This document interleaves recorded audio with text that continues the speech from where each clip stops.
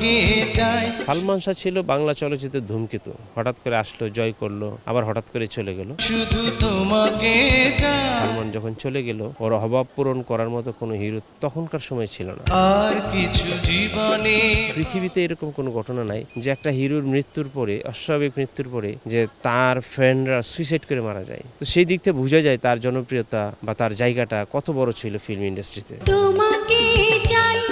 সালমান শাহ থাকবে, আপনাদের হৃদয়ে থাকবে, আমাদের হৃদয়ে থাকবে, চলচ্চিত্রের ইতিহাসে থাকবে।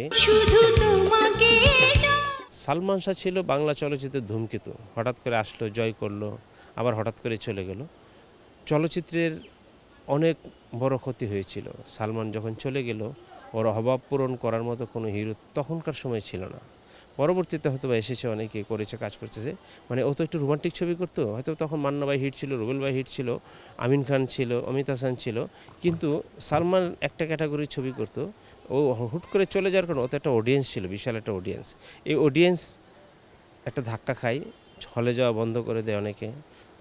এই বাংলাদেশের প্রথম না, শুধু পৃথিবীতে এরকম কোনো ঘটনা নাই যে একটা হিরোর মৃত্যুর পরে, অস্বাভাবিক মৃত্যুর পরে, যে তার ফ্যানরা সুইসাইড করে মারা যায়। তো সেই দিক থেকে বোঝা যায় তার জনপ্রিয়তা বা তার জায়গাটা কত বড় ছিল ফিল্ম ইন্ডাস্ট্রিতে। সালমান শাহের সাথে কোনো কাজের স্মৃতি বা কোনো ধরনের স্মৃতি আপনার মনে আছে কিনা যদি একটু বলতেন। আমি তখন প্রথম চলচ্চিত্রে ঢুকি যে বছর মারা যায়। তো সেই দিক থেকে সালমান যেদিন মারা যায়, শুক্রবারে, বৃহস্পতিবার রাতে আমি এফডিসি গেছিলাম, তখন ও ডাবিং করতেছিল কোনো একটা ছবির। তো সেদিন দেখা হয়েছিল। আর একটা ছবিতে আমি একদিন কাজ করেছিলাম গেস্ট অ্যাসিস্ট্যান্ট হিসাবে, মেবি বিচার হবে শাহ আলম কিরণ ভাইয়ের। সালমানের সামনে মনে ছিল, এই স্মৃতি এতটুকুই। আমরা কি বেশ কিছু সিনেমা হলে গিয়েছিলাম যে 31 বছর পরে সালমান শাহের একটা নতুন আর একটা সিনেমা নতুনভাবে মুক্তি পেল। দর্শকের চাহিদা আমরা অনেক দেখেছি, অনেক আগ্রহ দেখেছি। এই যে এত বছর পরে মৃত্যু, এত বছর পরে দর্শক তাকে ভালোবাসে, এটা কারণটা কি আপনার? ওই যে একটা জায়গা করে নিয়েছিল, একটা নিজস্বতা ছিল, একটা মৌলিকত্ব ছিল। একটা হিরোর বা একটা আর্টিস্টের জন্য নিজস্বতার সৃষ্টি হয় এবং তাকে ঘিরে যখন ফ্যান ফলোয়ার ক্রিয়েট হয়, ভক্তকুল ক্রিয়েট হয়, এটা একটা বিশাল ব্যাপার। এটা তো সবাই করতে পারে না। এটার জন্য হয়তো এখনও সালমানকে মানুষ স্মরণ করে এবং ভালোবাসে।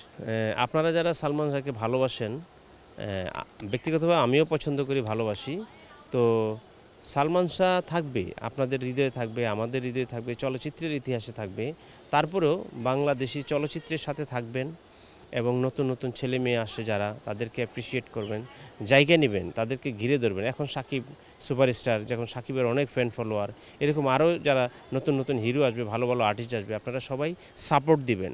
সাপোর্ট দিলে এরকম সালমান আরও বের হবে বাংলা ইন্ডাস্ট্রি থেকে।